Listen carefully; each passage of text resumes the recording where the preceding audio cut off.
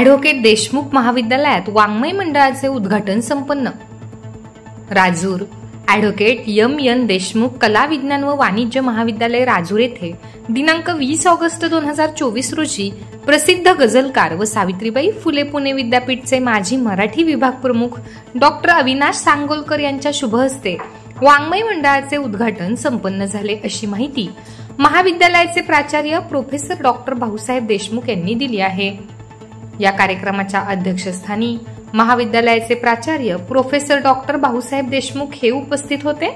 कार्यक्रमाचे प्रमुख अतिथी व उद्घाटक डॉक्टर अविनाश सांगोलेकर यांनी सावित्रीबाई फुले यांच्या प्रतिमेला पुष्पहार अर्पण करून वाङ्मय मंडळाचे उद्घाटन केले। आपल्या उद्घाटनपर भाषणात डॉक्टर अविनाश सांगोलकर यांनी गझल या वाङ्मय प्रकाराची परंपरा विशद करून गझलेचा इतिहास विद्यार्थ्यांना समजावून सांगितला। त्यांच्या अविनाश 65 या त्यांच्या गझल संग्रहातील गझलांचे सादरीकरण केले। तसेच उर्दू, फारसी या भाषेपासून गझलेची कशी निर्मिती झाली आणि मराठी साहित्यामध्ये गझल हा प्रकार कशा प्रकारे रूढ झाला अशी माहिती त्यांनी दिली। तसेच या महाविद्यालयाचा परिसर अत्यंत निसर्गरम्य असून या परिसरात राहून वाचनाची सवय जोपासा असे आवाहन त्यांनी यावेळी उपस्थित विद्यार्थ्यांना केले। आपल्या अध्यक्षीय भाषणात प्राचार्य डॉक्टर भाऊसाहेब देशमुख असे म्हणाले की मोबाईलचा अतिरिक्त वापर वाढल्याने कौटुंबिक संवाद हरवला आहे, वाचन संस्कृती नष्ट होत आहे।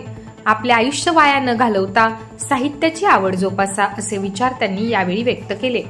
या कार्यक्रमाचे प्रास्ताविक व पाहुण्यांचा परिचय वाङ्मय मंडळ विभागाचे प्रमुख प्राध्यापक डॉक्टर के गंधारे यांनी करून दिला। कार्यक्रमाचे सूत्रसंचालन प्राध्यापक डॉक्टर BT शेनकर यांनी केले व आभार प्रदर्शन प्राध्यापक AD सातपुते यांनी मानले।